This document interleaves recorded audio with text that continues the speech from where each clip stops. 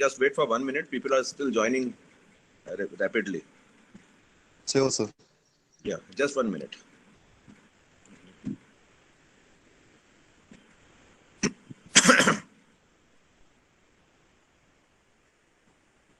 Good morning, sir.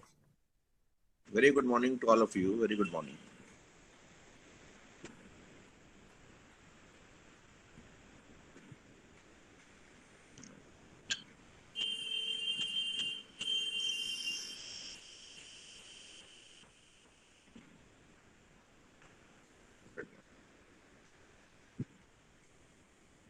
Now it is already 100 plus. Let us start the discussion from the point where I left last time.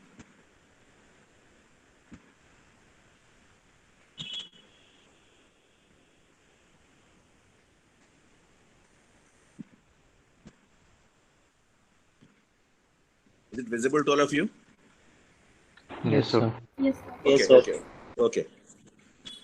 Now, last time, after going through the meaning of development, growth, progress, and so many components related to development, growth, and progress, we were focusing on the issue of economic growth and its indicators or measurements. In that light, I was trying to discuss you about the foreign exchange rate system and how we apply foreign exchange system when we measure and compare economic growth.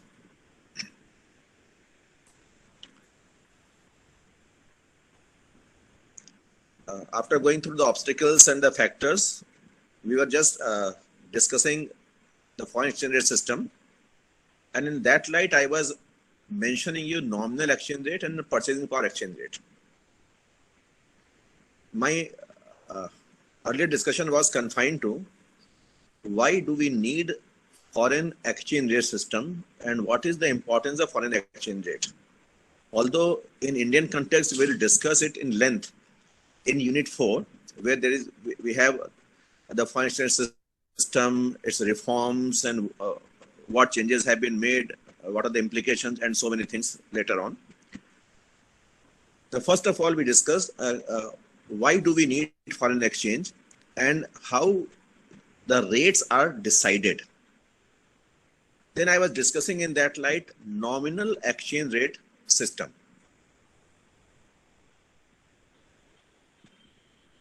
Like any commodity,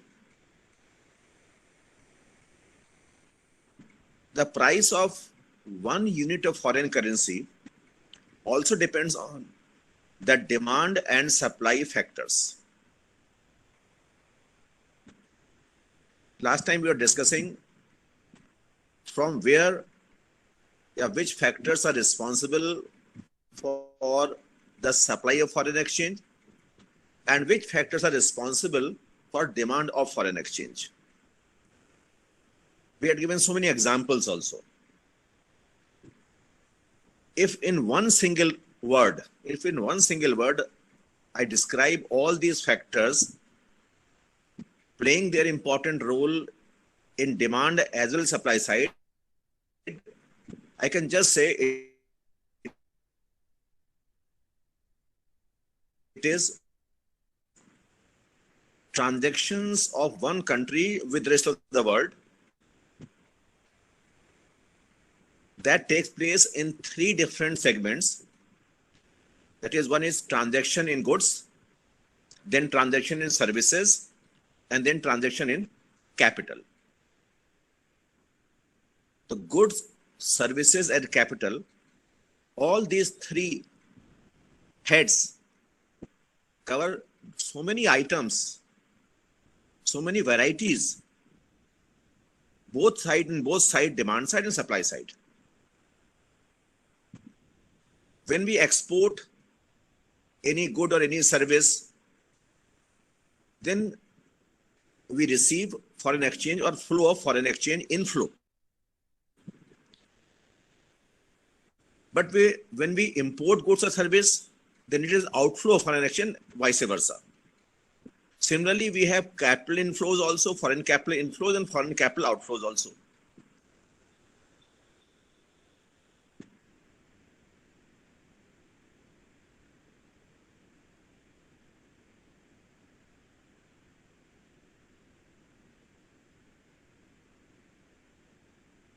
these, which was in your syllabus in BA Part 1. Although we'll touch this part again in Unit 4 when I will discuss the foreign exchange rate system. But just to brush up your background of this foreign exchange rate system, because you already know all these things. So my basic, there are so many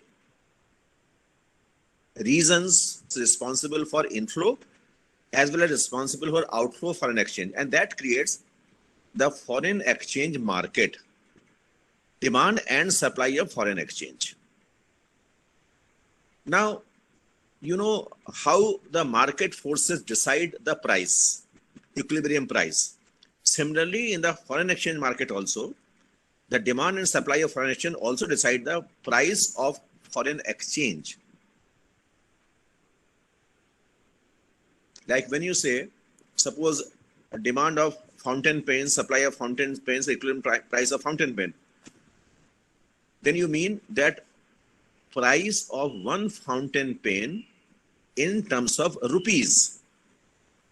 When you say rupees 20 is equal to one pen, you always express the price of any item in its one unit. 1 kilogram, 1 meter, 1 liter, etc., etc. Similarly, we also express the price of one unit of foreign currency in terms of rupees. Suppose you say rupees 50 is equal to $1.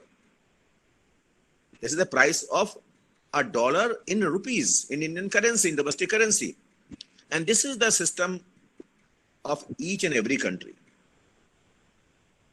Last time I was mentioning that the market is ever-changing situation affected by market demand and market supply forces, and the factors behind demand supply are ever-changing.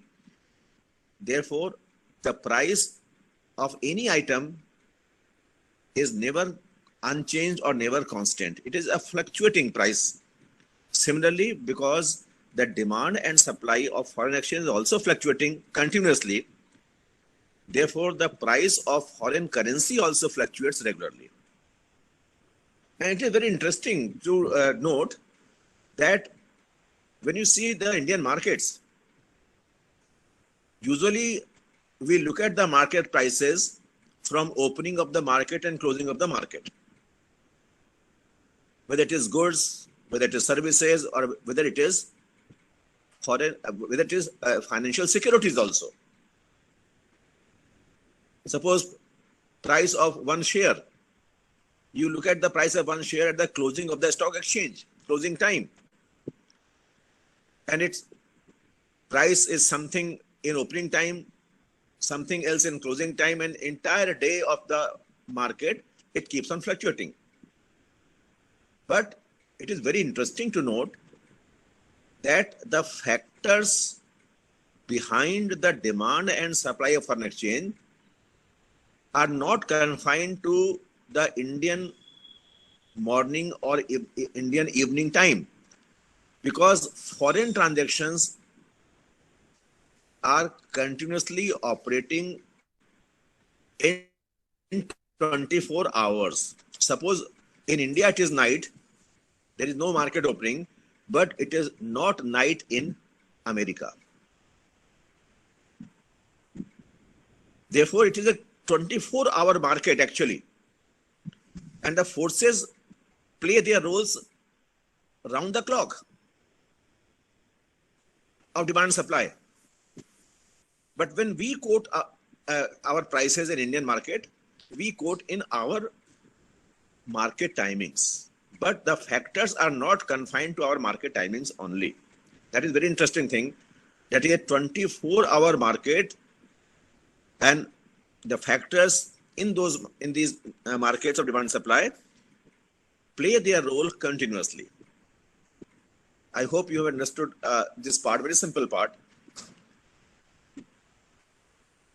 Now, demand and supply will decide the price of one unit of foreign currency. To make it very simple, I'm taking the example of US dollar. And that makes, because you can see the foreign exchange price in terms of dollar, euro, yen, etc., etc., etc. And the basket of currencies, all these things, I will not discuss right now. I'll discuss it in that unit 4, when we will confine our discussion only on foreign exchange and its effects and changes and reforms. But here I'm just mentioning the foreign exchange system so that you can understand why it is so important in terms of economic growth measurement or development measurement. That is my basic issue right now. Now, when we say nominal exchange rate, we convert the data of national currency to current US dollar currency using World Atlas method. Because I told you last time that we are, in terms of growth or development, we are just comparing India and other countries. And that is very important to understand. And because on that basis, you can see whether India is developed, developing, or any other category. For that, we use nominal exchange rate system. That is, when our own currency rupee is converted to US dollar using the World Bank Atlas method, and I have written the purpose of the method there is to reduce the impact of exchange rate fluctuations in cross-country compensation income. That is why I was focusing on exchange rate fluctuations. Now, this method, when we look at the income of the economy, and they use this method, it is the average of country's exchange rate for that year and its exchange rate for 2 preceding years, adjusted for inflation of the country and that of Japan, UK, US, China, and Eurozone, depending international inflation. That means when we look at inflation, it means we are talking about real terms, exchange rate in real terms, to adjust the inflation factor. And since exchange rate keeps on fluctuating continuously, therefore you cannot take the exchange rate of any particular point of time, because we are talking about the exchange rate in terms of income of a country on annual basis. Therefore, we have to look at the average exchange rate for annual. But since I told you right now that the global transactions are not confined to annual, because for example, we receive some export payments in this calendar year, which were made, exports were made in last year or year before last. That is why this system takes the average exchange rate for the current year as well as 2 preceding years, so that it is a better reflection of exchange rate for the country.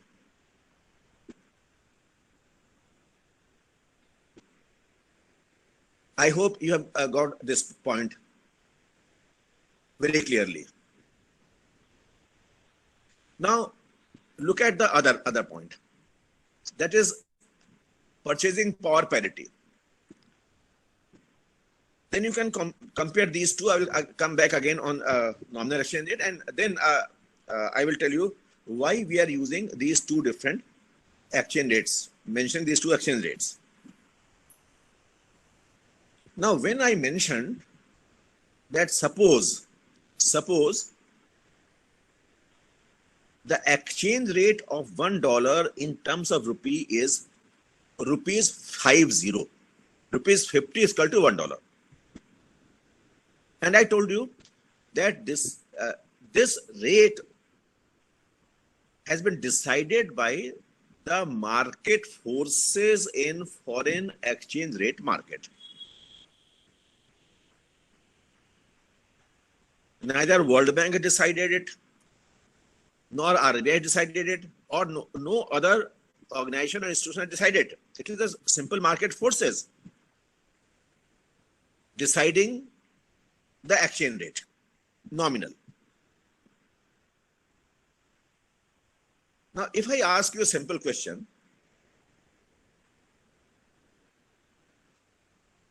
why $1 is rupees 50 in my example?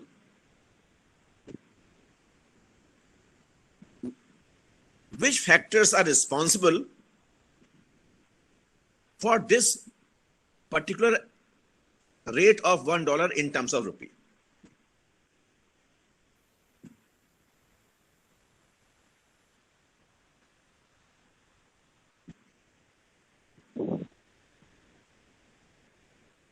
Can anybody answer? So dollar is the international price. No. I'm asking a different question. I'm asking that is international. That I'm not arguing that. I'm asking, suppose Sir. today $1 is equal to rupees 50. Rupees 50. What factors are responsible for deciding this particular exchange rate in this example? Sir, purchasing power. No. I have not used the word purchasing power at all. For example, Sir, if based we on live in you are India- considering it. Sir, So foreign exchange market. Sir क्योंकि हम लोगों का balance of payments negative नहीं हम ये बात नहीं कर रहे हैं नेगेटिव है या Sir, पॉजिटिव, हम ये sir, बात हम कर ही नहीं रहे. sir, when Sir, for demand and example I supply live of in currency. UK, then $1 I buy a one apple in $1, and No. Please. I have not yet discussed the purchasing power. I have not discussed any other thing. I am confining to first nominal so that you can understand other thing.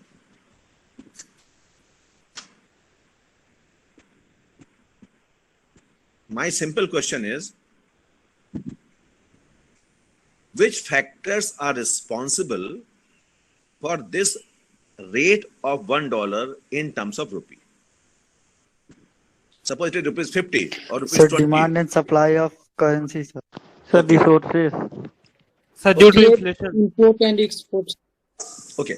Now, a simple answer is demand and supply of foreign exchange in foreign exchange market.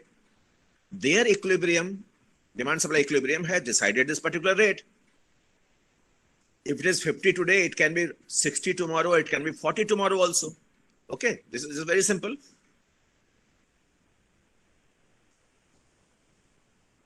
Is it okay now? What I am saying is, what the question I asked, the simple answer is nothing but demand and supply of foreign currency. That has decided this particular rate. Have you got this point very clearly? Is it okay? Yes. Anyone please respond? Yes, sir. Yes, sir. Yes, sir. Okay. Now tell me. Now I'm asking another question. Suppose rupees 50 Yes, sir. is $1, and we want to convert. Sir एक बार explain कर दीजिए. We want to convert the GDP of India or per capita income of India, which is measured in rupees, in dollar terms. Then it is very simple. Suppose $1 is rupees 50, and India's GDP is 500 rupees. 500 rupees. Then what will be India's GDP in terms of dollar? $10, sir. $10 sir $10. Very good. $10, sir. And now suppose India's population is 10 persons. 10. There are 10 people of India. Population of India is 10. Then what is per capita income of India in dollar? $1, sir. $1 Very sir good. $1. It means we can express India's per capita income in this example as $1 per capita or per person. Is it okay? Yes, sir. Okay. Yes, sir. Now tell me, if you want to express the standard of living of people of India in terms of per capita income, that is you have measured $1 per capita. Is it a good reflection of income, per capita income of India, reflecting living standard of Indians? Average? No, sir. Why not? No, sir. Why not? Now, number one, we have repeatedly focused that income is one of the most important indicator of growth, and growth is a component of development. And in terms of income, we can express development or growth if we are confined only to income. That is why I gave you so simple examples, and you must be smiling when I was giving these examples. It is very simple why asking this question. But now I'm getting you the most typical part or confusing part. My simple submission was, we took an example of India's GDP in terms of rupees 500. Then we converted these 500 into dollar terms, and then converted into per capita income terms, which in our example was $1 per person. That is average per capita income of India. And when we know that income is a very good or a very important indicator of growth and development, then what is the problem? Is it not a good indicator of growth of India or development of India? That is per capita income. You remember when I was mentioning the meaning of economic growth, I focused many times that although gross income measures growth, but per capita income is a better measurement. There also I had mentioned it is real per capita income, which is a better measurement of growth. And in that day, I mentioned what is real, why per capita income, why not total income of the economy, etc., etc. I hope you remember that very well.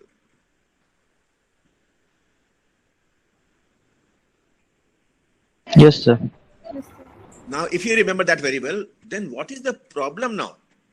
When I said in my example, per capita income of India is rupee 1, in $1 in terms of Indian currency, that is a good measurement of development. And suppose from $1 after some time become $5, sometimes become $10, it means the increase in income is a good sign of development or growth. Yes. And Sir, that sign for growth. Please repeat. There was one question. Sir, ये growth के लिए सही है, but development के लिए नहीं कह सकते. No. Please. ये बहुत confusing है. मैंने कितनी बार कहा है, डेवलपमेंट में ग्रोथ शामिल है. क्यों आप भूल रही हैं? मैंने कहा था उसमें कई बार कि development means income plus non income indicators. Development का मतलब केवल नॉन इनकम से नहीं है. हमने कितनी बार रिफ्लेक्ट किया था भाई, growth is only income, but development is income plus non income. याद है कि नहीं? मैंने इसे तो कहा था कि it is a larger concept as compare to growth, क्योंकि उसमें आय भी शामिल है. उसी आय की तो बात कर रहा हूं, और आय में हम प्रति व्यक्ति आय को अधिक बेहतर मानक समझते हैं, और पर कैपिटा इनकम के लिए हमें total income of the economy की जरूरत पड़ती है. तो टोटल से तो हम पर कैपिटा इनकम में जाएंगे. तो जो मैंने एग्जांपल आपको दिया, मैंने कहा India's income in rupees 500, in dollar it is $10, and when you divide it by population it is $1 per person. तो हमने देखिए पहले टोटल इनकम को लिया in Indian currency, then converted into dollar, and then converted into per capita. तो income is an important component of development. इसमें कोई confusion तो नहीं है? या हो तो और बताऊं मैं इसको? No, sir. और मैं आगे आपको पढ़ाऊंगा आफ्टर दिस चैप्टर. जब हम लोग पढ़ेंगे ह्यूमन डेवलपमेंट इंडेक्स, जिन्होंने पढ़ा होगा उनको मालूम भी होगा, HDI ह्यूमन डेवलपमेंट, शब्द ग्रोथ नहीं है, शब्द है डेवलपमेंट, और उसमें 3 डायमेंशंस होते हैं: life, education and income. Life, education and income, which is the most important index of United Nations. उसमें भी तो इनकम शामिल है, इसीलिए मैंने शुरुआत से सर बात। बताएं। सर वहाँ पर GII कर दिया गया है। हाँ तो इनकम ही तो है, इनकम ही तो है, पर कैपिटा इनकम ही तो है। Yes sir. GII नहीं है, GNI पर कैपिटा, GII नहीं है, देखिएगा गौर से इसको। It is not GII, it is GNI per capita, which was earlier GDP per capita. It is now GNI per capita, which means gross national income per person. GII नहीं है। After the class, you please check your notes या check your books. It is GNI, not GII in HDI. हम HDI के reference बात कर रहे थे। Sir एक क्वेश्चन है। हाँ बताएं। सर जो अभी आपने बताया कि जैसे एवरेज पर कैपिटा इनकम लेते हैं, तो सर एवरेज वाले में उसमें से 10 लोगों में से किसी की इनकम बहुत ज्यादा भी हो सकती है, किसी की बहुत कम, तो सर उसमें तो जाहिर सी बात प्रॉब्लम है, जब आप किसी देश की प्रति व्यक्ति आय लेते हैं तो नेचुरली किसी की आय अधिक होगी, किसी की आय कम होगी, समान तो होगी नहीं। जब आप किसी क्लास में एवरेज मार्क्स ऑफ स्टूडेंट लेते हैं, जब किसी ग्रुप में एवरेज एज लेते हैं, तो क्या सबकी बराबर होती है? औसत का मतलब ही है। अरे अब BA1 में आपने स्टैटिस्टिक्स में सबसे पहले मीन पढ़ा था, तो मीन सबका औसत होता है या सब बराबर होते हैं? सर एवरेज होता है। तो सर यही पूछ रहे हैं कि सर इसमें तो जब इनकम का फैक्टर लेंगे, मतलब डेवलपमेंट के को मेजर करने के लिए, ठीक है, सर इसमें तो सर प्रॉब्लम आएगी ना। प्रॉब्लम क्यों आएगी ये बताइए। तो फिर आप किसी देश की जब आय निकाल रहे हैं प्रति व्यक्ति, कैसे निकालेंगे मुझे बता दीजिए जरा। फिर जब आप देश के विकास को नाप रहे हैं, जिसमें आय भी एक शामिल है, जो संपूर्ण देश को रिफ्लेक्ट करेगा, या जब हम कहते हैं सपोज आप देश की छोड़ दीजिए और सिंपल आ जाऊं, जब आप ये कहते हैं कि भारत के किस प्रदेश की प्रति व्यक्ति आय अधिक है या कम है, पहली बात बताइए, क्या हर प्रदेश की प्रति व्यक्ति आय बराबर है भारत में या किसी भी देश में? नहीं। तो आप तुलना कैसे कर पाएंगे किसकी आय अधिक है किसकी आय कम है? क्या तुलना कैसे कर पाएंगे? तुलना की आवश्यकता है कि नहीं बताइए? तुलना की जरूरत है कि नहीं कि किस स्टेट की अधिक किसकी कम है? सर वो तो सर पर कैपिटा इनकम निकाल के करेंगे, लेकिन सर इसे पर कैपिटा इनकम कैसे निकाले बताइए ना। आपने पर कैपिटा निकाल सर वो तो करेंगे, एवरेज कैसे करेंगे? एवरेज लेकर। अरे एवरेज अरे भैया, एवरेज का हिंदी है औसत, तो औसत या एवरेज बात है कि कैसे निकालेंगे पूछ रहा हूं। अच्छा बताइए, पहले बताइए किस राज्य की प्रति व्यक्ति आय सबसे अधिक है? सर महाराष्ट्र। सबके जवाब गलत है, सबके जवाब गलत है। गोवा की per capita income highest is of Goa, not Kerala, not Maharashtra. Anyway, तो अगर आप ये कह रहे हैं गोवा की प्रति व्यक्ति आय अधिक है, तो क्या गोवा में सभी व्यक्तियों की आय समान है? No sir. तो कैसे निकाला फिर आपने जब समान नहीं है? तो सम ऑफ ऑल, मतलब सबकी इनकम अपॉन एवरेज पॉपुलेशन। तो फिर आपको इंडिया के रेफरेंस में इसमें क्यों दिक्कत हो रही है? आपने तो कहा सर मेरे कहने का मतलब था कि इसको बेस्ट इंडिकेटर नहीं माना जा सकता है ना, कुछ तो प्रॉब्लम आएगी। हमने ये कहा कि income is the only indicator, income is the best indicator, तो मैंने कहा नहीं है। ये कहा मैंने? हमने कहा income is one indicator of development and income is the only indicator of growth, only indicator of growth. तो इसमें कहां दिक्कत है? क्योंकि हम यहां पर इनइक्वालिटीज ऑफ इनकम या डिस्ट्रीब्यूशन ऑफ इनकम की बात कर ही नहीं रहे हैं। हम तो बात कर रहे हैं कि किसी देश की प्रति व्यक्ति आय कितना है, और जाहिर सी बात है सबकी आय बराबर तो होती नहीं है। क्या आप मुझे कोई ऐसा एग्जाम्पल दे सकते हैं किसी स्थान का जहां पर सबकी आय समान हो या सबका स्तर समान हो? क्या यह संभव है कभी? No sir. Sir USA। हाँ, यूएसए में क्या बता रहे हैं, बताइए यूएसए में क्या है? सर कैपिटलिस्ट इकोनॉमी है, वहाँ पर डिमांड एंड सप्लाई इक्वल होता है, तो डिमांड सप्लाई ऐसा इक्वल तो मेजर कहीं किया पे नहीं जा होता सकता है। है। डिमांड सप्लाई अलग अलग होती है और उसका जहां इंटरेक्शन होता है वहां पर प्राइस तय होती है। तो डिमांड एंड सप्लाई इक्वल होंगे तभी एम्प्लॉयमेंट फुल होगा। अच्छा बताइए कि भारत में सिंपल, आप अमेरिका छोड़ दीजिए, जिसको हम देख रहे हैं, पहले उसकी बात बताएं। भारत में या जिस भी सिटी में आप रहते हो, हम उसकी बात कर रहे हैं, वहां पर आलू का प्राइस तो कौन तय करता है? आलू का, potato, market, sir market level पर लोकल मार्केट, मार्केट तय करता है। इक्विलिब्रियम होगा डिमांड सप्लाई का कि नहीं होगा, वो जो प्राइस का इक्विलिब्रियम के बिना होगा सर। होगा? Yes sir. है। तो फिर अनएम्प्लॉयमेंट क्यों है बताइए उस शहर में? आपने कहा इक्विलिब्रियम होगा तो अनएम्प्लॉयमेंट नहीं होगा। यहाँ तो आलू का इक्विलिब्रियम है तो अनएम्प्लॉयमेंट क्यों है? फिर सबको रोजगार मिल जाना चाहिए इक्विलिब्रियम पर, सारे लोग रोजगार में हैं। पहली बात, रोजगार से इक्विलिब्रियम और प्राइस से कोई मतलब ही नहीं है। वरना अगर रोज प्राइस फ्लक्चुएट कर रही है तो रोज रोजगार भी फ्लक्चुएट करना चाहिए कि प्राइस बढ़ गया, रोजगार बढ़ गया, प्राइस घट गया, रोजगार घट गया। ऐसा होता है क्या? प्राइस का रोजगार संबंध है क्या यहाँ पर?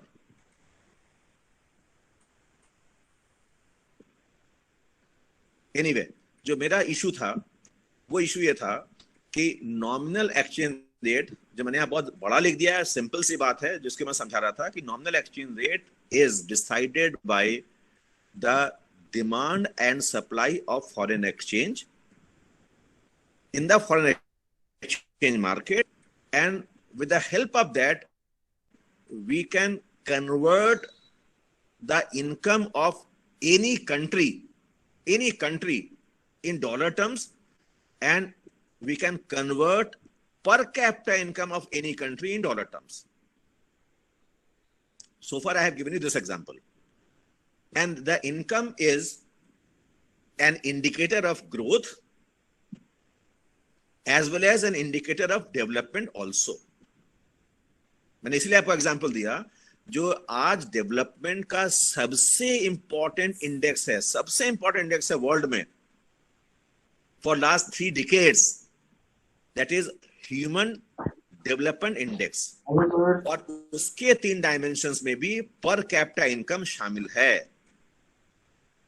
Per capita income is one component of Human Development Index also, which is the most important index of development. Is it okay now? Yes, मैं कोई कंफ्यूजन तो मैं और बात करूं उस पर। हालांकि हम लोग SDI के बाद पढ़ेंगे। अनएम्प्लॉयमेंट नहीं है, आप अनएम्प्लॉयमेंट क्यों जोड़ रहे हैं? अनएम्प्लॉयमेंट का कोई लेना देना नहीं है इस इंडेक्स से। डॉलर में क्यों मेजर करते हैं? ये मैंने आपसे कहा था, हम लोग इस बात को यूनिट 4 में समझेंगे। केवल आपके लिए होमवर्क दे रहा हूं, आपको होमवर्क, और डॉलर में ही नहीं, इट इज यूएस डॉलर, कि डॉलर तो कई देशों की मुद्रा है, कनाडा का भी डॉलर है, हांगकांग का भी डॉलर है, सिंगापुर का भी डॉलर है, बट व्हेन यू से dollar it is US dollar, अमेरिकी डॉलर। और आप थोड़ा सा होमवर्क दे रहा हूं, हालांकि मैं उसको डिटेल करूंगा यूनिट 4 में, अभी मैं नहीं कर रहा हूं। आप देखिएगा 1944 का Bretton Woods conference of United States, Bretton Woods, BRETTON, Bretton, WOODS, Woods. तब आपको समझ में आएगा कि जो कॉन्फ्रेंस हुई थी ब्रेटन वुड्स में, उसमें अमेरिका ने यह प्रस्ताव दिया था कि उसकी करेंसी को, डॉलर को इंटरनेशनल रिजर्व करेंसी के रूप में मान लिया जाए अगर, तो वो फला फला फला शर्तों को मानेगा। और वो सारी शर्तें ही ब्रेटन वुड कॉन्फ्रेंस की शर्तें हैं। और उसी को पारित होने के बाद, ब्रेटन वुड कॉन्फ्रेंस के बाद ही, उसी कॉन्फ्रेंस के डिसीजंस के आधार पर 2 ग्लोबल ऑर्गेनाइजेशंस बनी। एक का नाम है वर्ल्ड बैंक, एक का नाम है IMF। And we call World Bank and IMF as twins of Bretton Woods, जुड़वा संतानें हैं। और तब से पूरे विश्व ने अमेरिकी डॉलर को ही अंतर्राष्ट्रीय मुद्रा के मानक के रूप में स्वीकार किया। क्या शर्तें थी, क्या डिसीजंस हुए, ये मैं अभी डिस्कस नहीं कर पाऊंगा क्योंकि फिर बहुत लेंदी हो जाएगा, हम लोग अपनी असली बात को छोड़ जाएंगे। इसको मैं आपको बताऊंगा यूनिट 4 में। लेकिन चूंकि आपने सवाल पूछा कि डॉलर, अमेरिका डॉलर ही क्यों, तो मैंने इसके पीछे 1944 का ब्रेटन वुड कॉन्फ्रेंस का जिक्र किया है। वहां से शुरुआत होती है अमेरिकी डॉलर को अंतर्राष्ट्रीय डॉलर के रूप में, अंतर्राष्ट्रीय मुद्रा के रूप में एक स्केल के रूप में, यूनिट के रूप में स्वीकार करने की परंपरा। हालांकि डॉलर, कई देशों की मुद्राएं रुपी टर्म में बहुत महंगी हैं, लेकिन फिर भी आज भी अमेरिकी डॉलर 2021 में कम से कम अमेरिकी डॉलर ही अंतर्राष्ट्रीय मुद्रा का पैमाना बना हुआ है। Maybe in some other more years it may change, it may replace by some other currency or some other system, but since 1944 to 2021 US dollar has been accepted at global level as the international currency for measurement and comparison. थोड़ी सी बात समझ में आई कि नहीं बताइए? थोड़ी सी। Yes, sir. Yes, sir. आप 41 का बेल्टन वुड कॉन्फ्रेंस पढ़ेंगे तो उसमें कई शर्तें आएंगी, फिर इंडिया ने क्या किया, मैं सारी बातें मैं बताऊंगा 40 वहां पर यूनिट 4 में। मैंने इसलिए कहा ना कि एक्सचेंज रेट हम डिटेल अभी नहीं कर रहे हैं, आई एम जस्ट मेंशनिंग कि व्हाई इट इज इंपॉर्टेंट। जो मैंने एग्जांपल दिया, I am just repeating that example कि नॉमिनल एक्सचेंज रेट को सिंपली अगर मुझे बताना हो, it is in our for our purpose it is the exchange rate which is measured in terms of demand and supply, and behind demand and supply there are so many forces, and internationally we convert it in other currency also for comparison purpose. और आप देखते हैं रोज अखबारों में जो आपको dollar और रुपये का रेट निकलता है वो नॉमिनल एक्सचेंज रेट ही होता है, जिसको आप रोज देखते हैं, क्योंकि यही नॉमिनल एक्सचेंज रेट हमारे लिए ऑफिशियल एक्सचेंज रेट होता है और हम रोजमर्रा का लेन देन इसी से करते हैं। मैंने उसका एग्जांपल दिया था, suppose you want to go to Dhaka, then you have to convert rupee into dollar, और बताएगा कि आपका ऑथराइज्ड डीलर बताएगा कि आज डॉलर का प्राइस ये है, इस पे आप कन्वर्ट कर सकते हैं। चाहे सेल करना हो तो प्राइस बताएगा, बाय करना हो तो प्राइस बताएगा, and that price is reflected by demand and supply forces. और उसके द्वारा जो हम लोग पर कैपिटा इनकम निकालते हैं, वो पर कैपिटा इनकम उस एक्सचेंज रेट नॉमिनल से निकाला हुआ पर कैपिटा इनकम हमारे ग्रोथ के लिए यूज होता है और हमारे डेवलपमेंट के लिए भी यूज होता है। बताइए इतनी बात क्लियर है या नहीं? Yes sir. Yes sir. अब मेरा क्वेश्चन है, सपोज हमने ये कहा कि per capita income of India on an average, per capita means average, is $1 या $5 या $10, जो भी हो, कुछ भी हो। My question is it a good indicator? Is it a good indicator of standard of living of the people? Yes, sir. No, sir. No, sir. No, sir. I'm repeating my question. Just listen very carefully. I am not using any other indicator of development because there are so many. I'm till now I'm using only one indicator, that is income. Only income. But you please focus only on income, not on non-income indicators. Keep them aside because we'll discuss it later on. My question is, if income is an indicator of development, an indicator of growth in terms of per capita income, now my question is, per capita income, what we have measured on the basis of using nominal exchange rate, is it a good reflection of standard living of the people, average, on an average, or not? No, sir. No, sir. If you are saying no, Because it depend on purchasing power, sir. if you are saying no, then you have to give some reasons. Sir ऐसा भी तो हो सकता है कि price बहुत ज्यादा हो और जो हमारा डॉलर में आप बता रहे हैं वो 10 ही हो, तो इससे हमारा स्टैंडर्ड ऑफ लाइफ कैसे बढ़ेगा? देखिए Sir, it depend on purchasing power capacity, sir. नहीं हम परचेजिंग पावर का शब्द मैंने यूज ही नहीं किया। आप उस पर जंप ओवर ना करें। आप अपने आप के केवल नॉमिनल तक रखें, तो आप समझ में आएगा कि दिक्कत क्या है और अब क्यों हम सेकंड पे जा रहे हैं। आपको बढ़िया समझ में आएगा लिंक क्या है। मैं उसी लिए इतनी बात नहीं कर रहा हूं, so that you can understand link also. देखिए, दो बातें मैं कहूंगा। सबसे पहली बात, किसने तय किया कि $1 का दाम आज इंडिया में 50 रुपए है? किसने तय किया? इसका आंसर बताइए मुझे। मार्केट में। नंबर 2, मार्केट में किसने तय किया? Nominal exchange rate. Demand and supply. No. Demand and supply forces. Demand supply forces, या देखिए मैंने अभी क्या कहा था, या तो आप कहें डिमांड सप्लाई फोर्सेस से, या यूं कहें फॉरेन ट्रेड ने या फॉरेन ट्रांजैक्शन ने तय किया।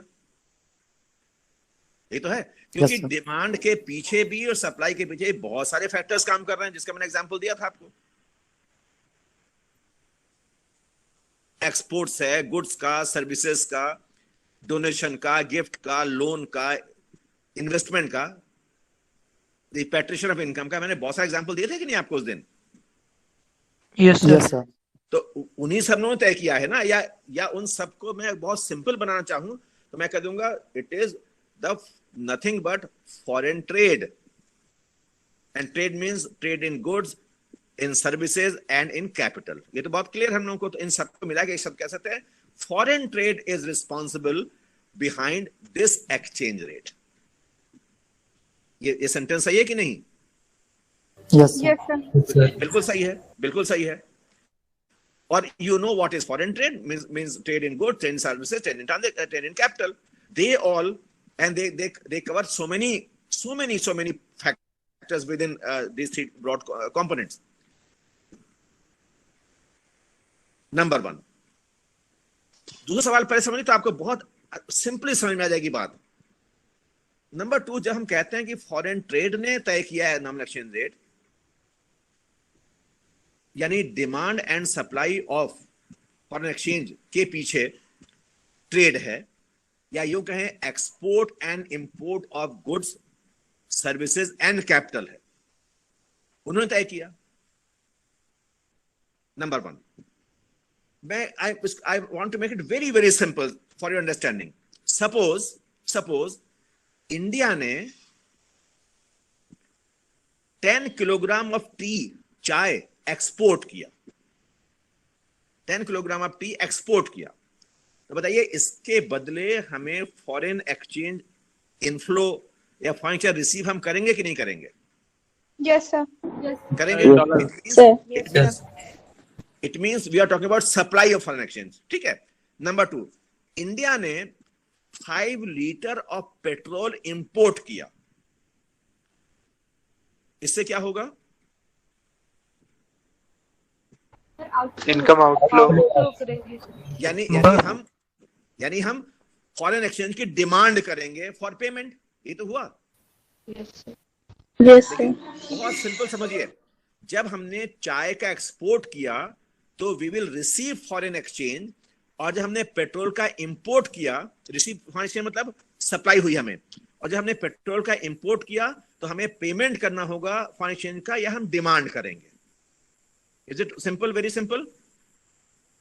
Yes, yes sir. सर। अब मुझे बताइए जहां मैं कंफ्यूज कर रहा हूं आपको, जब हमने 10 किलोग्राम ऑफ टी का एक्सपोर्ट किया, इसके बदले हमें फॉरेन करेंसी रिसीव होगी या नहीं? होगी। होगी, सबने कहा होगी, कोई डाउट नहीं। नाउ टेल मी, कितना हमें कितनी करेंसी रिसीव हो, कितना डॉलर मिलेगा हमें? हमने 10 किलोग्राम चाय का एक्सपोर्ट किया सपोज अमेरिका को, उस 10 किलो चाय के बदले हमें कितना पेमेंट मिलेगा इन डॉलर, उसका बताइए, अमाउंट बताइए मुझे। सर जो करंट प्राइस प्राइस पे डिपेंड करेगा। चलिए, नंबर वन। नंबर टू, जब हमने पेट्रोल का इंपोर्ट किया तो हम उसके बदले हमें पेमेंट करना है फॉरेन करेंसी में, यानी फॉरेन करेंसी में डिमांड करेंगे। हम कितना डिमांड करेंगे, कितना हमें पेमेंट करना होगा?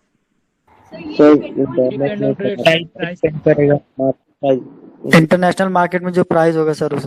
यस, देखिए इसका मतलब है, अब हम लोग आ रहे हैं, ये बात समझ रहे हैं कि फॉरेन एक्सचेंज इनफ्लो और आउटफ्लो कितना होगा, ये डिपेंड करता है कि इंटरनेशनल मार्केट में प्राइस कितना है। सर हमने, हाँ बताएं। सर पेट्रोल का रेट क्या केवल गल्फ कंट्रीज कंट्रोल करेंगी? हमने ये तो नहीं कहा, हमने ये कहाँ कहा? हमने मतलब कहा इंटरनेशनल प्राइसेस। हमने तो नहीं कहा किसी देश का दाम तो नहीं, लेकिन गल्फ तय करेगी या यूएस तय करेगा, यूएसए तय करेगा, क्योंकि ब्रेंट क्रूड ऑयल अलग होता है, सारे ऑयल के प्राइसेस का बास्केट अलग होता है। उस पर मैं अभी चर्चा नहीं कर रहा हूं। पहले आप सिंपल से ये समझिए। पहले मैंने आपसे कहा था इंडिया ने 10 किलो चाय एक्सपोर्ट किया। आज अगर ग्लोबल मार्केट में चाय हमने $2 पर किलोग्राम पर एक्सपोर्ट किया है, तो हमें कितना डॉलर मिलेगा? $20. $20 मिलेगा। Very good.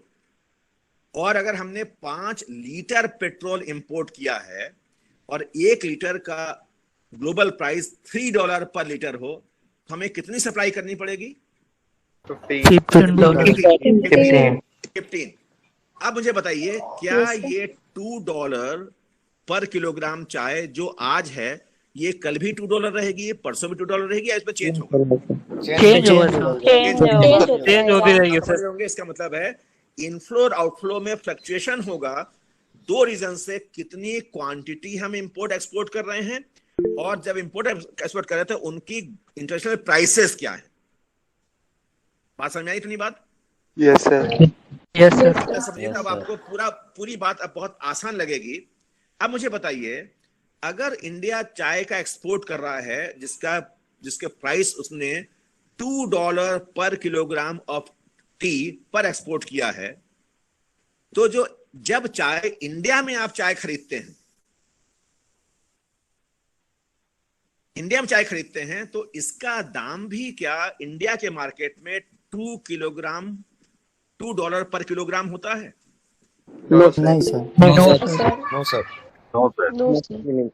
नंबर 2, अगर हमने पेट्रोल इंपोर्ट किया है $3 पर लीटर पर, और अगर हम उसको नॉमिनल एक्सचेंज रेट में कन्वर्ट कर दें इन इंडियन रुपी टर्म्स, तो क्या वही दाम इंडिया में भी होता है?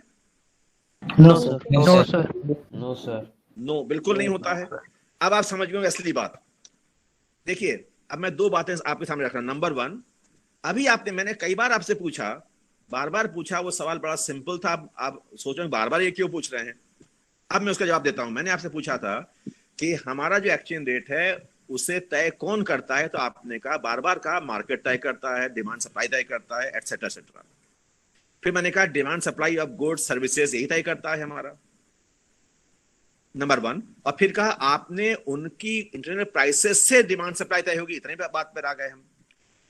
फिर आपने कहा कि लेकिन जिस प्राइस पर हम ग्लोबल ट्रेडिंग कर रहे हैं वो प्राइस हमारे डोमेस्टिक प्राइसेस नहीं है।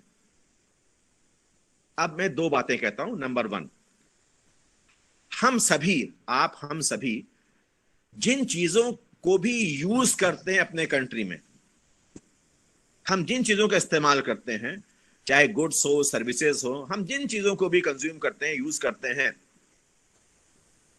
अपने जीवन के लिए रोज, क्या ये सभी चीजें ग्लोबल ट्रेड का हिस्सा होती हैं या नहीं होती हैं? यस होती है सर। Yes, sir. होती है सर। होती हैं। अगर आप ये कह रहे हैं सभी चीजें नहीं होती है, कुछ नहीं होती है। No, sir. ये बहुत इंपॉर्टेंट क्वेश्चन है to understand the second part, which is very very simple. मैंने क्या कहा? Whatever goods and services and capital are transacted or are a part of global trade, number 1, do we use all those things in our everyday life? Or to make it very simple, whatever item we use for our living, are all those items are part of or reflect the global trade also? Yes. No yes sir. Yes sir. 2 answer आ रहे हैं। Yes sir. मैं फिर सवाल कर रहा हूं और बहुत इंपॉर्टेंट सवाल है। मैंने पूछा, हम अपने रोजमर्रा के जीवन में जिन भी चीजों का इस्तेमाल करते हैं जो हमारे जीवन स्तर को रिफ्लेक्ट करते हैं, क्या ये सभी चीजें अंतरराष्ट्रीय व्यापार का हिस्सा होती हैं या नहीं होती हैं? यस और नो? होती है। No, sir. यस सर होती है। चलिए आप मुझे बताइए, बहुत सिंपल। आप अपने घर में रोज पानी का इस्तेमाल करते हैं कि नहीं, वाटर टैप? Yes sir. क्या इसका ग्लोबल ट्रेड भी आप करते हैं पानी का रोज? No No, sir. हो सकता है। नहीं हो सकता है, मैं तो कुछ भी हो सकता है। हो सकता है मैं तो ईश्वर का भी आप ट्रेड कर सकते हैं। Please be realistic, please be realistic. आप हेयर कट करवाते हैं, क्या आप बार्बर का भी एक्सपोर्ट इंपोर्ट करते हैं, नाई का? No sir. No sir. फिर आप कहेंगे हो सकता है। आप ऑनलाइन हेयर कटिंग करा सकते हैं, आप बोलेंगे ऐसा कुछ। आप अपने रोजमर्रा के जीवन में जिन सब्जियों का इस्तेमाल करते हैं, क्या ये सभी सब्जियां फॉरेन ट्रेड का अनिवार्य हिस्सा होती हैं? No sir. No sir. No sir. देखिए, नो सर। हम किसी भी देश के लोगों का जीवन स्तर जिन चीजों से बनता है, उनमें से केवल कुछ चीजें ही ग्लोबल ट्रेड में जाती हैं, बाकी कोई चीज ग्लोबल ट्रेड में नहीं आती है। I hope you are getting my point very clearly. Yes sir. ठीक है, because we use number of items every day, but all those items are not a part of international transactions. Only if some items are a part of transactions. I hope you are getting my point very clearly now. Yes sir. Yes sir. But the nominal exchange rate is reflected only by foreign trade. इसी हम बात कर रहे थे. आप यही मैंने बार बार पूछा था कि जो 50 रुपए के ट्रेड से बन रहा है, जबकि हम रोज जिन चीजों का इस्तेमाल कर रहे हैं उसमें tradable as well as non tradable items हैं. तो सिर्फ ट्रेड के द्वारा एक्सचेंज रेट को, अपने जीवन स्तर को हम कैसे व्यक्त कर सकते हैं कि यह सही रिफ्लेक्शन है, जबकि हमारा जीवन स्तर trade plus non trade item से बनता है, जबकि नॉमिनल एक्सचेंज रेट केवल ट्रेड को रिफ्लेक्ट कर रहा है, नॉन ट्रेड को रिफ्लेक्ट नहीं कर रहा है. Have you got this point very clearly? Number 1 point. Yes sir. Yes. Repeat हुआ सर. हाँ, क्या कह रहे हैं सर? रिपीट कीजिए सर. हाँ, मैंने ये कहा, I am making it very simple so that you can understand the differences and the reasons why we are shifting to the second one. मैंने आपसे एग्जाम्पल दिया कि मैंने इसीलिए पूछा था कि जो नॉमिनल एक्सचेंज रेट है हम उसे कैसे बताएं, तो मैंने कहा था सिंपल एग्जाम्पल है कि फॉरेन ट्रेड के द्वारा जो demand and supply foreign currency की होती है उसके आधार पर हम एक्सचेंज रेट तय कर लेते हैं. ये तो बिल्कुल क्लियर है ये बात. अब वो एवरेज है, एनुअल है, ये है, वो सब तो उसका अलग अलग हिस्सा है. तो कुल मिलाकर नॉमिनल एक्सचेंज रेट, आपने कहा 50 रुपये dollar, it is decided by the trade. ठीक है, पहली बात. Yes sir. और फिर मैंने कहा ट्रेड में किन आइटम्स का हम एक्सपोर्ट इंपोर्ट कर रहे हैं और उनका प्राइस, ग्लोबल प्राइस क्या है. जैसे मैंने एग्जांपल दिया, हम 10 किलोग्राम टी एक्सपोर्ट कर रहे हैं और अगर आज ये $2 पर किलोग्राम है तो हमें $20 मिलेंगे. अगर ये $5 पर किलोग्राम होता तो हमें $50 मिलते, एंड सो ऑन. तो हम कितनी क्वांटिटी का ट्रेड कर रहे हैं और उसका किस प्राइस पर ट्रेड कर रहे हैं, ये डिसाइड करेगा कि हमारे लिए इनफ्लो कितना है और आउटफ्लो कितना है. तो पहला फोकस ये है कि nominal exchange rate is reflected by the foreign trade. ये तो क्लियर है, इतनी बात तो क्लियर है, कोई डाउट तो नहीं होनी चाहिए. Yes sir. अब मैं आपसे कह रहा हूं कि जब हम लोग डेवलपमेंट की बात कर रहे हैं तो डेवलपमेंट में इनकम एक इंडिकेटर है, लेकिन जब हम अपने इनकम के बेसिस पर लिविंग स्टैंडर्ड को रिफ्लेक्ट कर रहे हैं और उसके लिए नॉमिनल एक्सचेंज रेट रिफ्लेक्ट कर रहे हैं, तो नॉमिनल एक्सचेंज रेट तो सिर्फ और सिर्फ ट्रेडेबल आइटम्स पर ही बेस्ड है. अगर मैंने कहा चाय इसका हिस्सा है, पेट्रोल इसका हिस्सा है, लेकिन गुड़ तो इसका हिस्सा नहीं है, बाजरा तो इसका हिस्सा नहीं है, कि है इसका हिस्सा? No sir. If these are non-tradable items, मैंने कहा बार्बर इसका हिस्सा नहीं है बिकॉज ये नॉन ट्रेडेबल आइटम, तो क्या हमारा जीवन सिर्फ और सिर्फ ट्रेडेबल गुड से डिफाइन होना चाहिए? No sir. No sir. Now you are getting it very clearly because our living standard is defined by tradable as well as non-tradable items, whereas nominal exchange rate reflects only one component, that is tradable items only.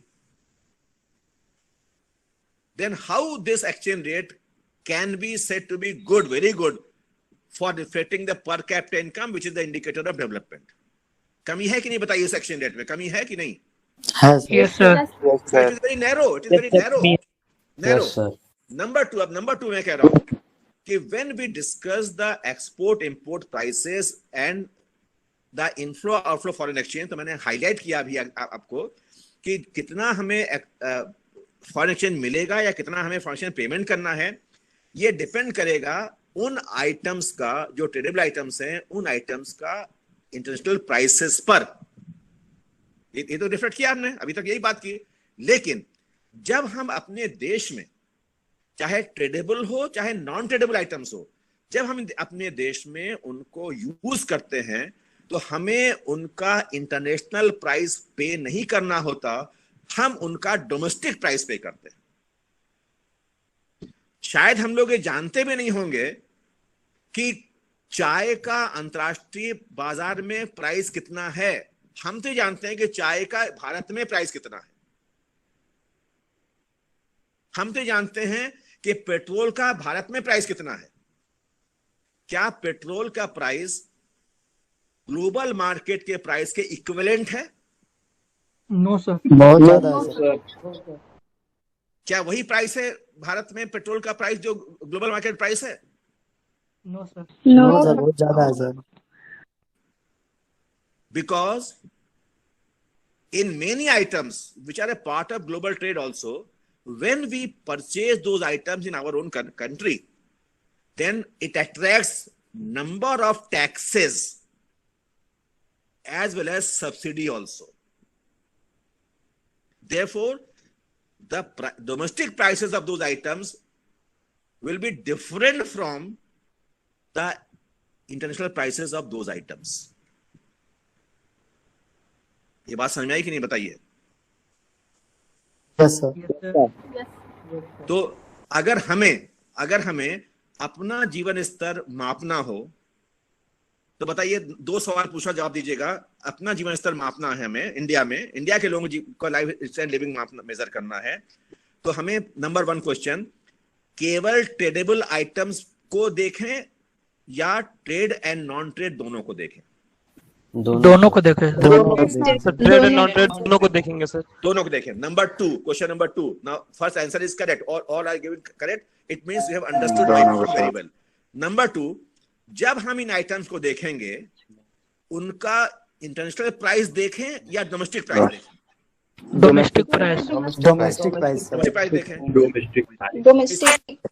Domestic price देखें. जबकि अब देखिए, जबकि अब आपने 2 जवाब दिया, मैं उसका उल्टा रहा हूं. जबकि नॉमिनल केवल ट्रेडेबल आइटम्स देखता है और नॉमिनल केवल ट्रेडेबल आइटम्स के इंटरनेशनल प्राइसेस देखता है. ये बात क्लियर हुआ? जबकि living standard trade and non trade reflect होता है और living standard domestic price reflect करता है, इंटरनेशनल प्राइसेस नहीं. तो बताइए कि नॉमिनल एक्सचेंज रेट में लिमिटेशंस आ गई कि नहीं? Yes, sir. Yes, sir. कमियां हैं. Therefore, when we want to look at our living standard, we need another exchange system, and that is called purchasing power parity system. जो कमियां हैं, जो ड्रॉबैक्स है नॉमिनल की, उसी को हम दूर कर रहे हैं purchasing power parity. And I have highlighted 2 drawbacks, 2 limitations, and I believe that you have now understood that very well, very clearly. बताइए, नॉमिनल एक्सचेंज रेट के कंक्लूडिंग पार्ट में कोई डाउट तो नहीं होना चाहिए आपको? I think everybody is very comfortable now. Yes, sir. आप देखिए परचेजिंग पावर क्या है, why it is different and why and in which references we use it. मैंने 2-3 एग्जांपल दिए. ये बताइए कि मैं I am asking the question for boys only, not girls. Boys से पूछ रहा हूं, आजकल इंडिया में या जहां भी आप रहते हो, वहां पर एक normal hair salon barber shop पर बाल कटाने जब जाते हैं, कितना रुपया देना पड़ता है आपको? नॉर्मल 50 रुपए. 50 रुपए सर। किसने सर। कहा? चलिए 50 मान लेते, चलिए मान लीजिए 50 सर रुपए चलिए। इलाहाबाद में 50 है। चलिए आप कहीं भी हो, चलिए आपने कहा 50 रुपए, ठीक है। 50 रुपए में आपको कितना पाउंड मिलेगा? पाउंड या कितना डॉलर मिलेगा आपको? $1 sir.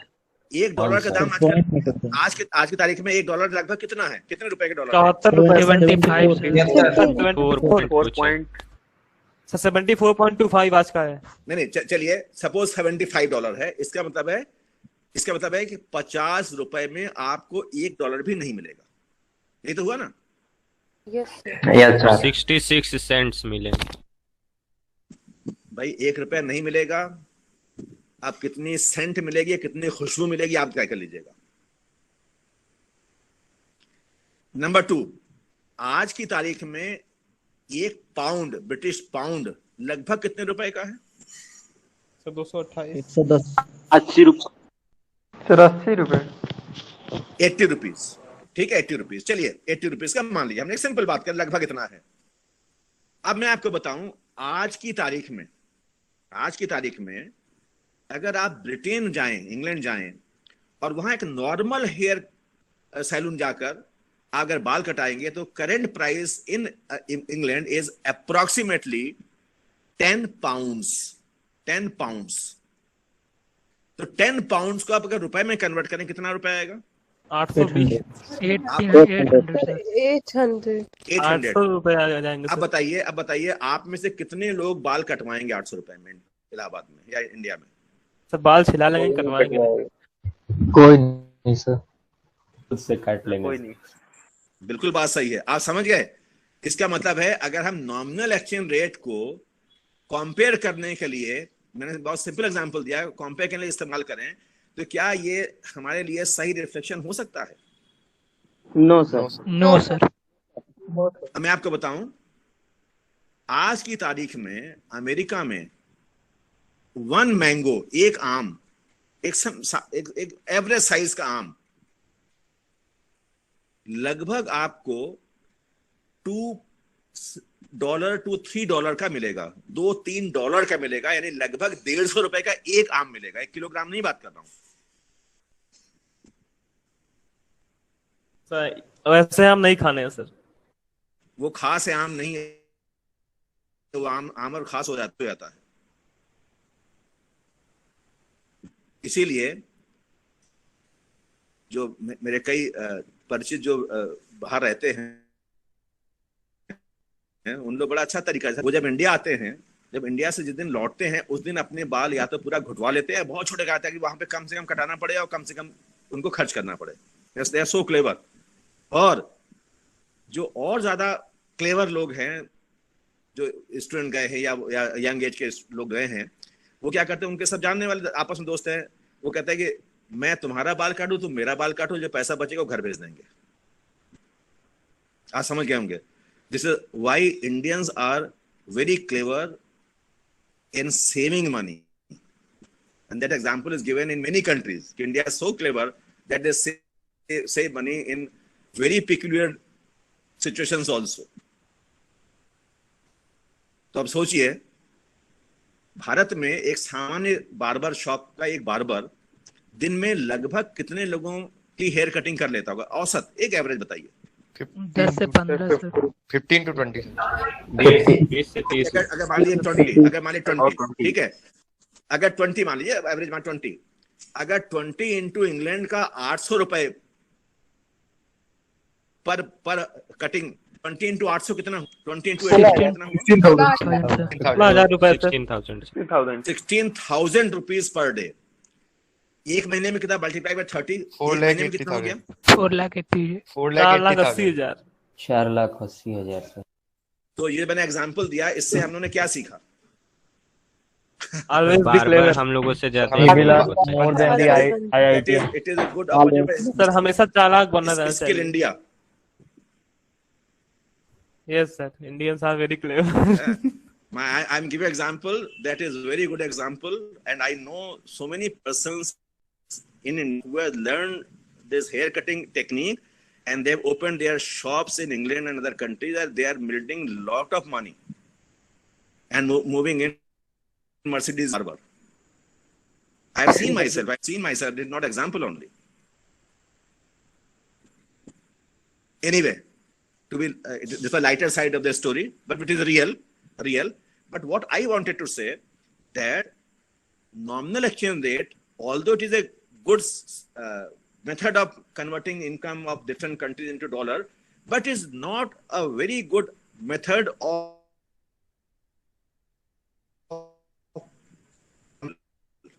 this is nominal exchange rate is offset exchange rate. We transact every day, we make transaction in this rate only. But when we want to compare living standards, we need to remove these drawbacks of nominal that I told you right now.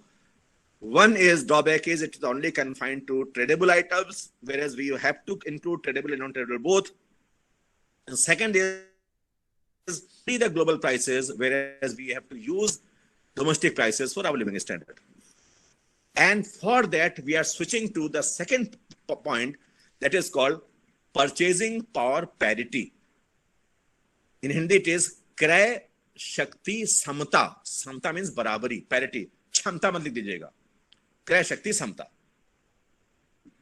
मैंने बहुत briefly लिखा है, पर समझ लीजिए, because I have already given you some examples of Barber and Mango just to make you more comfortable in purchasing power. That was my purpose of giving those examples, so that you can understand what is the importance of purchasing power also. I have given a very, very brief background. The theory was given by, propounded by Swedish economist Gustav Cassel in 1942. When he wrote a paper, Money and Foreign Exchange after 1914. In that paper, Gustav Cassel propounded the system of, gave a theory of purchasing power parity, which is nothing but I have written in very sentence. The theory states that the rate of exchange is determined by the equality of internal purchasing powers of two paper currencies.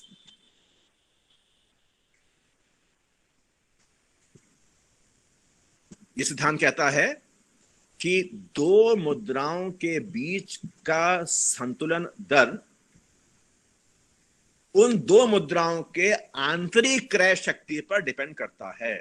The most important sentence is this sentence, paragraph number 2.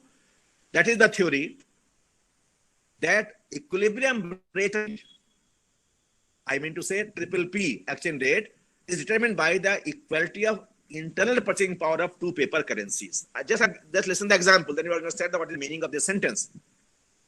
Suppose, मैंने ये कहा कि suppose we need rupees 20 to buy 1 kilogram of sugar in India.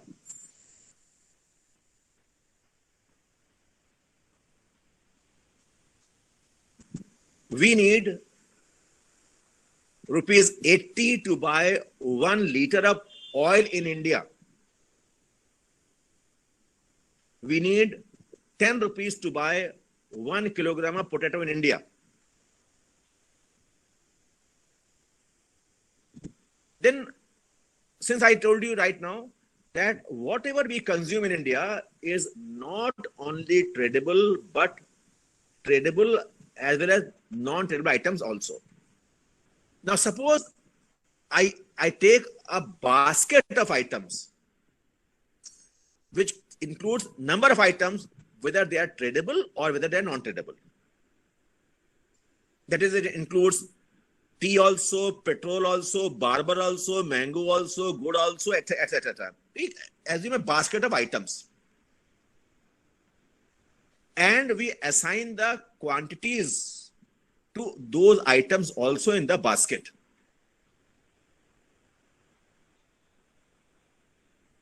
इतनी बात समझ में आएगी नहीं. पहली बात, बास्केट आइटम्स की बात मैं क्या कर रहा हूं, मैंने कहा कि मान लीजिए हम एक सुनिश्चित मदों का समूह बना लें और उस मद के समूह के हर आइटम को एक स्पेसिफिक क्वांटिटी असाइन कर दें. जैसे मैंने कहा 1 किलो आलू, 500 ग्राम चीनी, 2 लीटर तेल, 5 मीटर कपड़ा, एटसेट्रा एटसेट्रा एटसेट्रा.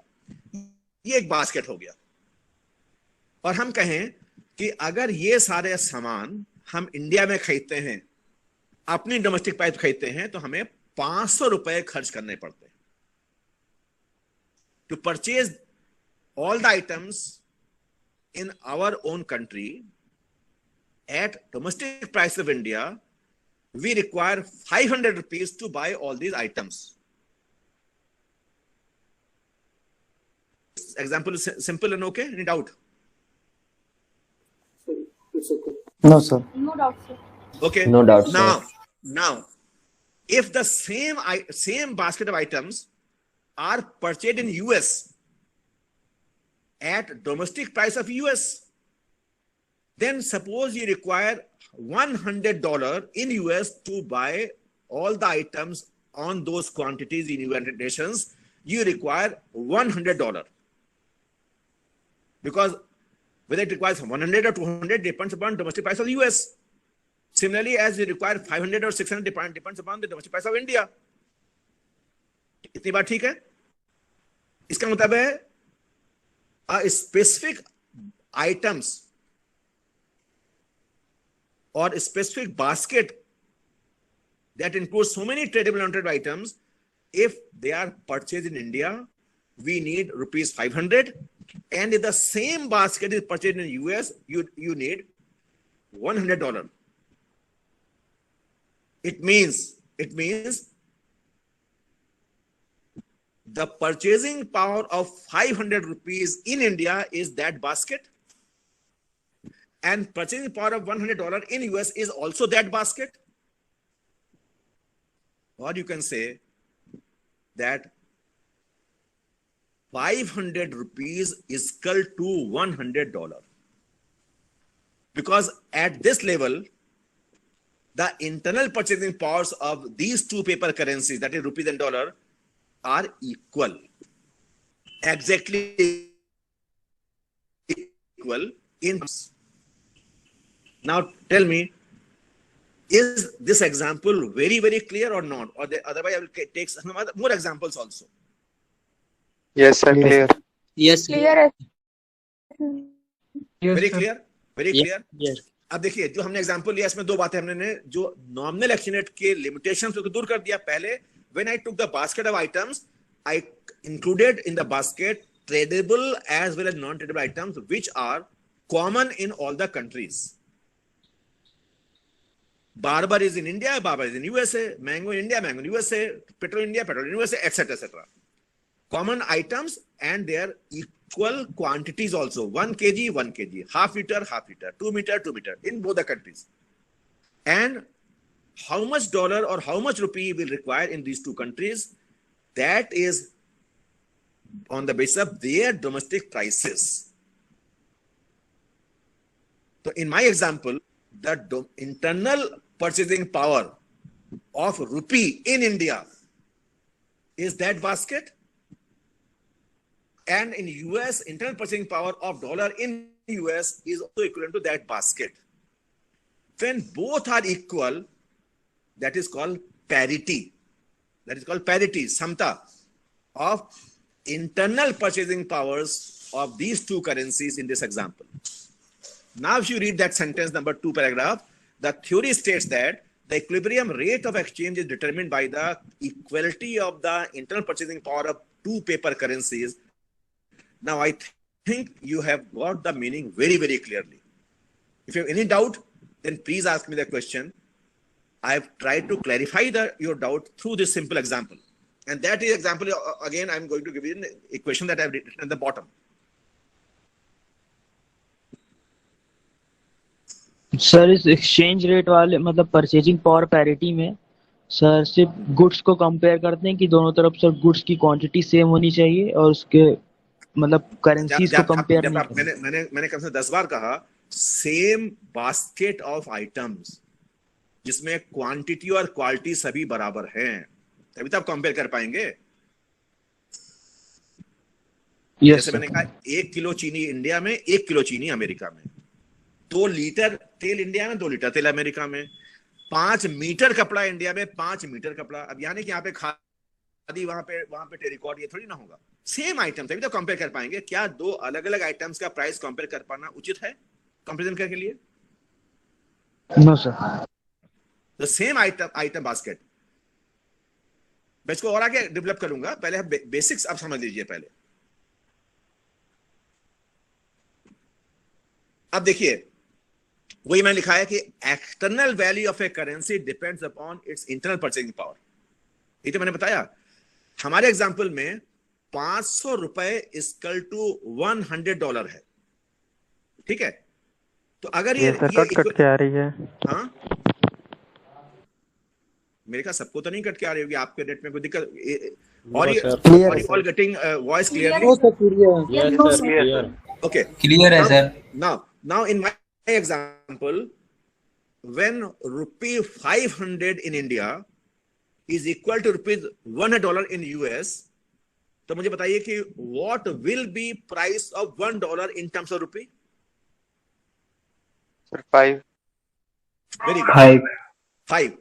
इसका मतलब है आप कह रहे हैं 5 रुपए इक्वल टू $1, यानी भारत में 5 रुपए का इंटरनल वैल्यू जो है वही $1 का इंटरनल वैल्यू अमेरिका में।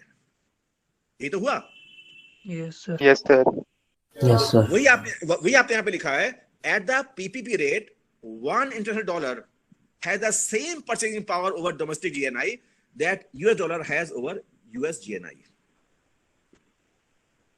Gross national income. फिर आप लिख रहे हैं external value of currency depends upon internal purchasing power. रुपए का बाह्य मूल्य जो हमारे एग्जांपल में 5 रुपए कितना होगा, 5 होगा कि 6 होगा कि 7 होगा, ये डिपेंड करता है कि रुपए का इंटरनल परचेजिंग पावर क्या है। या बात समझ गए होंगे बहुत अच्छी तरह से? Yes, sir. अब मैंने इसी बात को लास्ट सेंटेंस में रिपीट किया है और इक्वेशन में कन्वर्ट किया है।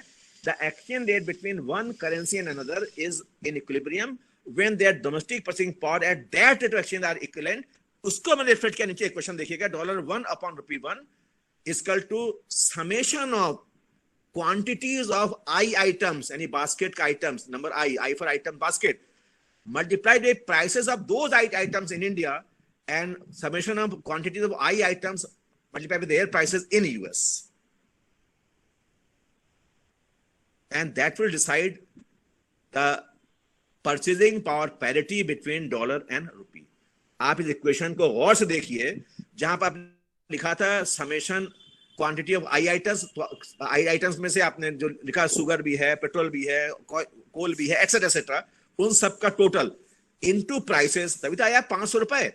आपने कहा 10 किलो चीनी इतने रुपए की, मल्टीप्लाई कर दो, 2 लीटर तेल मल्टीप्लाई कर दो, फिर सबको जोड़ लीजिए।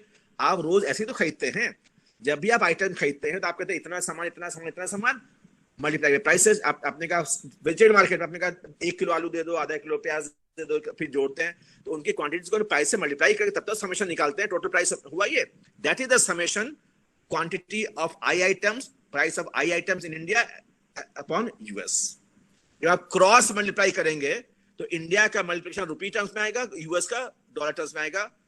I hope it is very simple, जो आपने बहुत छोटे क्लासेस में पढ़ा होगा। उल्टा नहीं होगा, रुपया ऊपर लिख दे डॉलर नीचे लिख दे, you always give to cross multiplication.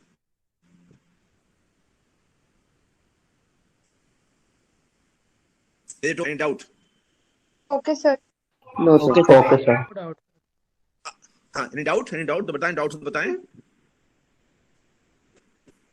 It means if you look at the equation, if there is any change in price in India or price in US, it means the external value will also change because internal value also change.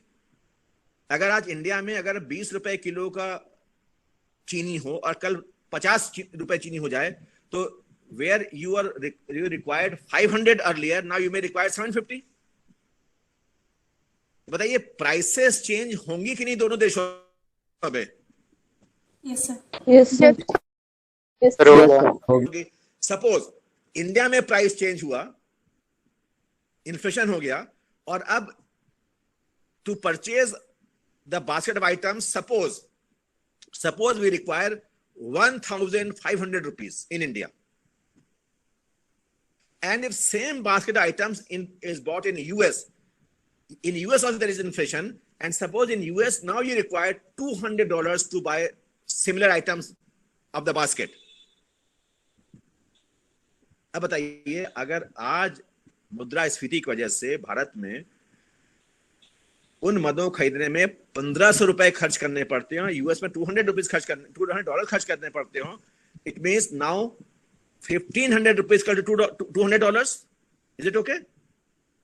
Yes, sir. तो बताइए कि now what is price of $1 in rupee? 7.5. 7.50. What was it earlier? 5. इसका मतलब rate change हो गया कि नहीं? Yes. Yes, sir. Yes, sir. Rate change क्यों?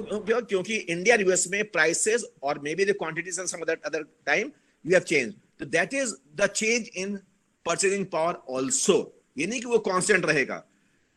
जैसे हमारा नॉमिनल चेंज होता है वैसे परचेजिंग पावर भी चेंज होगा. It okay? Yes, sir.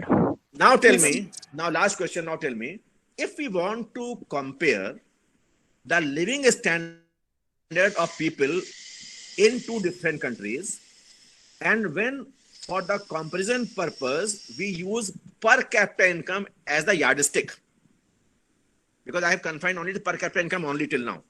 अगर हम दो देशों के जीवन स्तर की तुलना करना चाहते हैं और उस तुलना के लिए हम केवल प्रति व्यक्ति आय को देना चाहते हैं, जिसको हमें यूएस डॉलर में कन्वर्ट करना ही पड़ेगा कंपेयर करने के लिए, अपनी डोमेस्टिक करेंसी में कंपेयर हम नहीं कर सकते, तो किस एक्सचेंज रेट का प्रयोग करना बेहतर होगा, नॉमिनल या triple P? Triple P triple P. Naturally आपने बहुत अच्छा समझा कि अगर हमें, if you want to look at the living standard and for that we want to use the income, therefore we have to convert domestic income into using triple P method, not nominal method. तो फिर बताइए कि बेहतर कौन सा है आपकी दृष्टि में? बेहतर कौन सा हुआ? Triple P sir. अगर आप ये कह रहे हैं, then why we are using nominal then?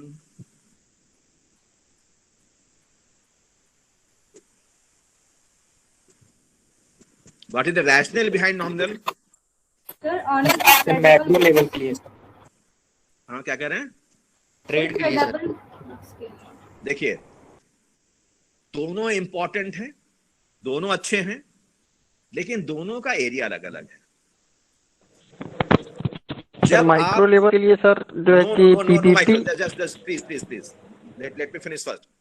जब आप ग्लोबल ट्रेड के ट्रांजैक्शंस की बात करते हैं, जब आप पेमेंट और रिसीप्ट ऑफ पेमेंट की बात करते हैं, then at official level we use nominal rate of rate system. Nominal rate रोज अखबारों में नॉमिनल छपता है आपका, वही यूज करते हैं. Even world bank will also measure the incomes of the countries on nominal basis. World bank जब categorise करता है कंट्रीज को, वो नॉमिनल एक्सचेंज रेट पर ही कैटेगराइज करता है, जिसमें मैं आगे आऊंगा. But when we want to compare living standard of people, then nominal has its limitations, then we use triple P because it is better reflection of living standard of people. वहां पर अब इसका करते हैं, लेकिन रोज आप अखबारों में जो रेट देखते हैं वो ट्रिपल पी कभी छपता ही नहीं है. It is never published. Everyday newspaper में जो ऑफिशियल एक्सचेंज रेट पर छपता है, दैट इज नॉमिनल. जब आपको विदेश जाना हो तो आप नॉमिनल से इस्तेमाल करेंगे, ट्रिपल पी से नहीं इस्तेमाल करेंगे. तो ऑफिशियली हम नॉमिनल रेट का इस्तेमाल करते हैं regular transactions across the world के लिए, जिसको वर्ल्ड बैंक भी यूज करता है. But when we want to compare living standards, then we use triple P, and that is used by United Nations also for comparing living standards. तो इसलिए कह रहे हैं दोनों अच्छे हैं, इसमें हम तुलना नहीं कर सकते. दोनों का पर्पस अलग है, एरिया अलग है. Both are equally important in different respects. You never see the news of triple P exchange rate in newspaper because it is not used everyday measurement and no transactions is made on this rate. All transactions are made on nominal exchange rate only. It is only for comparison purpose to compare the living standard of income of the people on the basis of per capita income when we want to compare living standard of the countries. Why I have focused so much in this part, that I will tell you later, because when I was mentioning you Human Development Index, HDI. Who publishes this index? Human Development Index? UNDP. UNDP, sir. 1995. Please don't give wrong answers. Don't give wrong answers. Not 1985. Let me come to that part. Now, if you look at the HDI, I told you there are three components. One is life, one is per capita income, as somebody told you that it is GNI, but it is GNI per capita, which is measured using triple P system, not nominal. Triple P. That is why I am focusing so much on triple P, so that you can understand very easily why UNDP uses triple P for comparing income, not nominal. But nominal also very important transactions and used by World Bank also. That I will come. Not today. Now tell me, can I have a class tomorrow also for 1 hour? Yes, sir. Yes, Yes, sir. sir. Yes, sir. Yes, sir. Yes. So tomorrow we can have a class again at say what time? Same time or some different time? Same time. Okay. Sir, 9 p.m. 9 p.m. Sir, 9 p.m. Sir. AM. 9 p.m. 9 p.m. AM, sir. AM. No. Okay. We can have a class tomorrow. 8 AM, sir. 8 sir. Sir 9 to 10 रखिए sir. Okay, ठीक है. Sir, 9 to 10. Okay. कल छुट्टी है, कल 2 अक्टूबर है. So we can have a class tomorrow at 9 o'clock. Okay? Yes, sir. Yes, sir. 9 to 10. Okay, 1 sir. hour, Okay. so that I can finish this part. Because I have taken so much time, 1.5 hours, just to tell you what is nominal, what is purchasing. But I am very comfortable. I hope now it is very, very simple for you to understand all these things. Yes, sir. अब आपको जरूरत नहीं याद रखने के लिए, हमने इतना सिंपल समझाया, उसको बहुत एग्जांपल देकर, and some very useful examples for your life also, to be on lighter side. तो जिसकी बात मैं कल करूँ. So I am concluding this today. So where can get the PDF? मैं बाकी बातें मैं कल को, because I have a very, very important presentation at 10 o'clock. I want to gap of half an hour that I can have a breakfast. Okay, we'll meet tomorrow at 9 o'clock to conclude this part. Okay, thank you so much.